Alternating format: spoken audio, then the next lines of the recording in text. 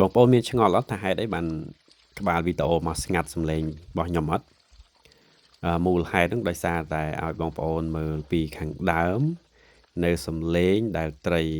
រើណាហ្នឹងហើយវាល្អមើលអញ្ចឹងបងប្អូនហើយបើនិយាយទៅគឺខាប់ស្រះតែម្ដងហើយបងប្អូនអាចទាយបានទេថាចំពោះទឹកដែលខ្ញុំបានចិញ្ចឹមនេះថាតើខ្ញុំប្រើទឹកអ្វីដែរសូមជម្រាបសួរបងប្អូនទាំងអស់គ្នាហ្នឹងហើយនៅថ្ងៃនេះដែរខ្ញុំចង់ចែករំលែកប្រធានបទមួយពាក់ព័ន្ធជាមួយទៅនឹងទឹកនៃការចិញ្ចឹមត្រីរបស់យើងមានបងប្អូនមួយចំនួនក៏បាន comment មកសួរខ្ញុំពាក់ព័ន្ធជាមួយទៅនឹងការប្រើប្រាស់ទឹករបស់យើងគាត់សួរថាតើបើសិនជាគាត់ចង់ចិញ្ចឹមដោយប្រើទឹកស្អាតបានន័យថាហ្នឹងហើយទឹកស្អាតទឹករត់របស់យើងណាតើអាចចិញ្ចឹមត្រីក្រាញ់នឹងបានអត់មុននឹងចូលមកដល់ប្រធានបទរបស់យើងខ្ញុំសូមធ្វើការលើកយកនៅប្រភេទទឹកដែលយើងអាចប្រើប្រាស់បានជាមុនសិនអញ្ចឹងទឹកដែលយើងអាចធ្វើការប្រើប្រាស់បានសម្រាប់ចិញ្ចឹមត្រីជាទូទៅគឺមានបងប្អូនខ្លះគាត់នៅចិត្តតំបន់ដែលសម្បូរទឹកដូចជាបន្លាយទន្លេបឹងបួអីជាដើមអូអីជាដើមគឺនោះពួកគាត់មានការងាយស្រួលនៅក្នុងការចិញ្ចឹមត្រីជាខ្លាំងដោយសារតែទឹកប្រភេទនេះពេលដែលយើងបូមយកមកប្រើប្រាស់គឺអត់មានការកែអីច្រើនទេបើសិនជាបងប្អូនប្រើប្រាស់តង់ដូចជាខ្ញុំនេះដើម្បីចិញ្ចឹមត្រីបងប្អូនគ្រាន់តែធ្វើការលាងតង់នេះឲ្យបានស្អាតជាមុនសិនជៀសវាងកុំឲ្យមានជាតិពុលផ្សេងៗនៅពេលដែលយើងប្រឡែងកូនត្រីទៅអាចមានការពុលលេចជាដើម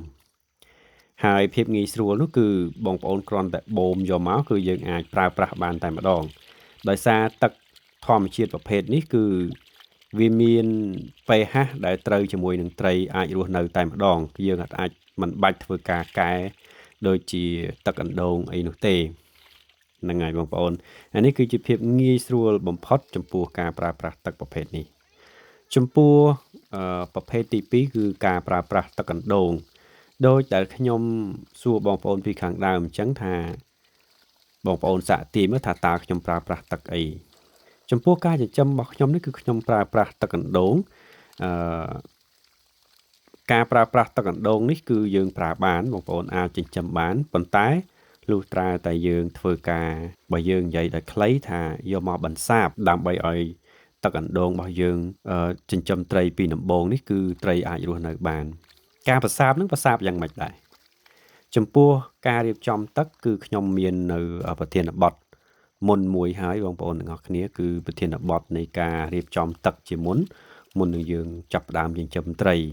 បងប្អូនអាចទៅមើលប្រធានបទបាទវីដេអូរបស់ខ្ញុំនៅវីដេអូមួយនោះបានឬក៏បើសិនជាបងប្អូនចំណាយពេលស្ដាប់នៅវីដេអូនេះខ្ញុំអាចសង្ខេបជូនបងប្អូនពីការរៀបចំទឹកអណ្ដូងសារឡើងវិញជូនបងប្អូនមើលតែវីដេអូនេះហើយខ្ញុំគិតថាអាចធ្វើការរៀបចំទឹកចិញ្ចឹមត្រីបាន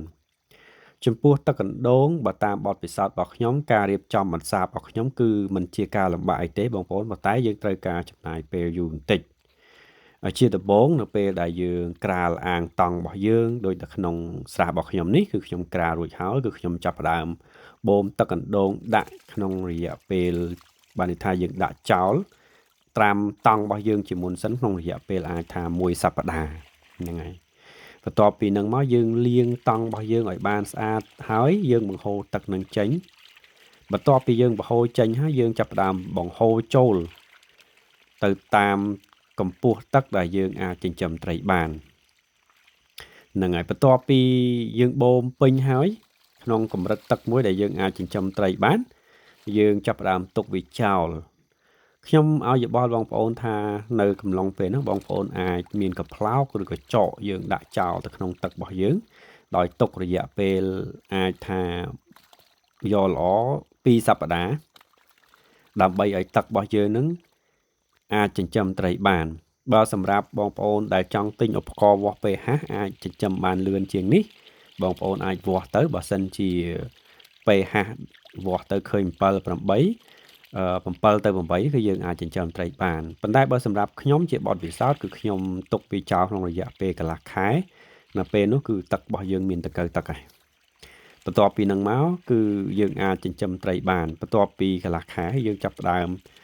ធ្វើការកម្មង់កូនត្រីពីគេមកហ្នឹងហើយយើងចាប់ផ្ដើមប្រឡែងកូនត្រីរបស់យើងចូលទៅក្នុងអាងតង់របស់យើងនឹង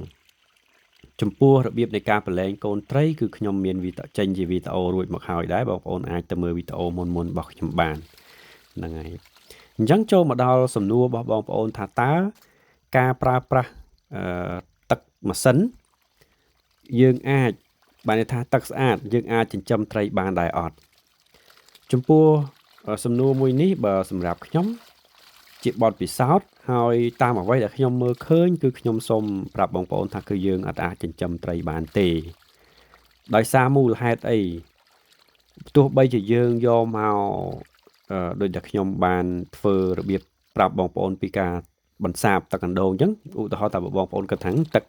ស្អាតយើងអាចបន្សាបដោយទឹកអណ្ដូងដែរឬក៏អត់ជាបញ្ហាប្រឈមបងប្អូនដឹងស្រាប់ហើយថាទឹកស្អាតគឺគេមានដាក់សារជាតិកាត់អីផ្សេងៗដើម្បីទឹកយើងថ្លាហើយស្អាតនោះគឺវាអត់មាន pH ចំនួន pH គ្រប់គ្រាន់ដែលធ្វើឲ្យសត្វ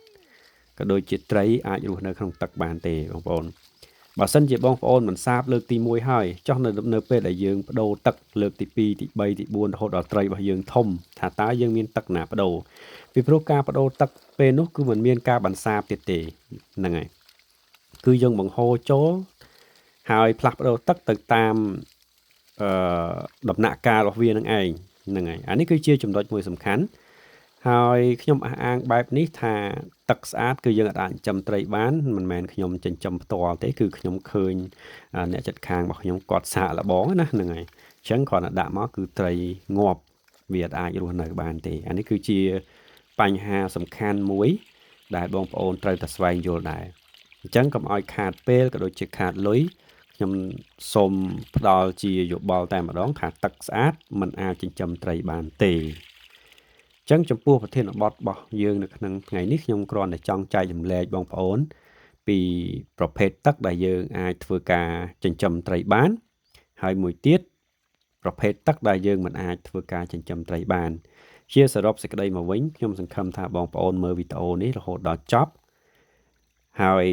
អាចធ្វើការចិញ្ចឹមត្រីដោយដែលខ្ញុំបានចិញ្ចឹមនេះឃើញថាទទួលបានលទ្ធផលល្អបើសម្រាប់តែបងប្អូនធ្វើការហូបចុកអត់ខ្វះខាតទេនៅប្រធានបទក្រោយៗទៀតខ្ញុំនឹងចេញប្រធានបទមួយចំនួនទៀតពាក់ព័ន្ធជាមួយទៅនឹងត្រីក្រាញ់របស់យើងនេះសូមអរគុណចំពោះបងប្អូនទាំងអស់គ្នាសម្រាប់ការទស្សនា